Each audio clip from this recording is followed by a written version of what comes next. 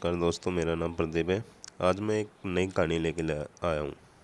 यदि आपको मेरी कहानी पसंद आती है तो मेरे चैनल को सब्सक्राइब करें, लाइक करें, शेयर करें, ताकि आपको अच्छी अच्छी कहानियाँ मिलती रहें। कहानी का नाम है वही सच्चा मित्र जो बुरे वक्त में काम आए। ये एक अच्छी कहानी है। यदि आपको पसंद आई तो कमेंट भी करना। सुदामा एक गरीब ब्राह्मण था। वह और उसका परिवार अत्यंत गरीबी और दुर्दशा का जीवन व्यतीत कर रहा था। कई कई दिनों तक उसे बहुत थोड़ा खाकर ही गुजारा करना पड़ता था। कई बार तो उसे भूखे पेट ही सोना पड़ता था। सुदामा अपने तथा अपने परिवार की दुर्दशा के लिए स्वयं को दोषी मानता था। उसके मन में कई बार आत्महत्या करने का विचार आया। दुखी मन से वह कई बार अपनी पत्नी से भी अपने विचार व्यक्त किया करता था। उसकी पत्नी उसे दिलासा रहती थी। उसने सुदामा को एक बार अपने परम मित्र श्री कृष्ण, जो उस समय द्वारिका के राजा हुआ करते थे, की याद दिलाई।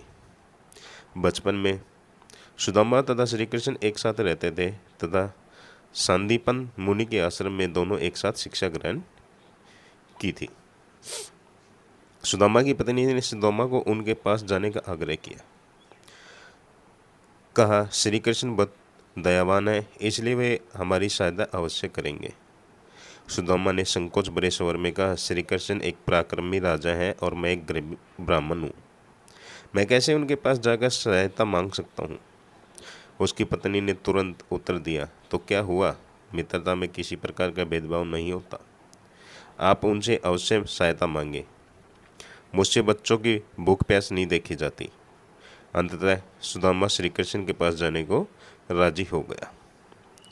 उसकी पत्नी पड़ोसियों से थोड़े से चावल मांगकर ले आई तथा सुदामा को वे चावल अपने मित्र को भेंट करने के लिए दे दिए। सुदामा द्वारिका के लिए रवाना हो गया।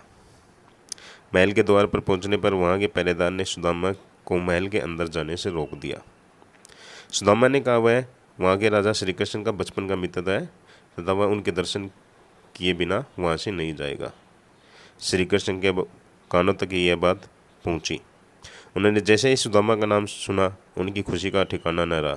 वे नंगे पांव ही सुदामा से भेंट करने के लिए दौड़ पड़े। दोनों ने एक दूसरे को गले से लगा तथा दोनों के नेत्रों से खुशी के आंसू निकल पड़े। श्री कृष्ण सुदामा को आदर सत्कार के साथ महल के अंदर ले गए और उन्होंने स्वयं सुदामा के मैले पैरों को धोया। उन्हें अपने ही सिंहासन पर बैठाया। श्री कृष्ण की पत्नियां उन दोनों के आदर सत्कार में लगी रही। दोनों मित्रों ने एक साथ भोजन किया तथा आश्रम में बिताए अपने बचपन के दिनों को याद किया।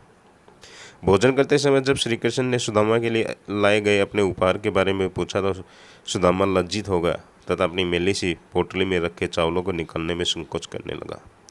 परंतु श्री कृष्ण ने वह पोटली सुदामा के हाथों से छीन ली तथा उन चावलों को बड़े चाव से खाने लगे। भोजन के उपरांत श्री कृष्ण ने सुदामा को अपने ही मुलायम बिस्तर पर सुलाया तथा खुद वहाँ बैठकर सुदामा के पैरों तक तब तक दबाते रहे जब तक उसे नींद नहीं आ गई। कुछ दिनों वहीं ठहर कर सुदामा ने श्री कृष्ण ने विदा होने की आज्ञा ली। श्री कृष्ण ने अपने परिवारजनों के साथ सुदामा को प्रेम में विदाई दी। इस दौरान सुदामा अपने मित्र को द्वारिका आने का सही कारण न बता सका तथा वह बिना अपनी समस्या निवारण के ही वापस अपने घर लौट गया। उसे समझ नहीं आ रहा था कि वह अपनी पत्नी तथा बच्चों को क्या जवाब देगा, जो उसका बड़ी बेबसी से इंतजार कर रहे थे। सुदामा के सामने अपने परिवारजनों के उदास चेहरे बार बार आ रहे थे, परंतु इस बीच श्री कृष्ण अपना कर्तव्य पूरा कर चुके थे। सुदामा की टूटी झोपड़ी एक सुंदर एवं विशाल महल में बदल गई थी। उसकी पत्नी तथा बच्चे सुंदर वस्त्र तथा आभूषण धारण किए हुए उसके स्वागत के लिए खड़े थे।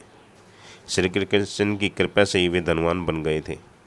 सुदामा को श्री कृष्ण से किसी प्रकार की सहायता न पाने का मलाल भी नहीं रहा। वास्तव में श्री कृष्ण सुदामा के एक सच्चे मित्र साबित हुए, जिन्होंने गरीब सुदामा की बुरे वक्त में सहायता की। ये हमारी कहानी थी। आपको कहानी कैसी लगी? यदि आपको हमारी कहानी और वीडियो अच्छी लगती है तो मेरे चैनल को सब्सक्राइब करें।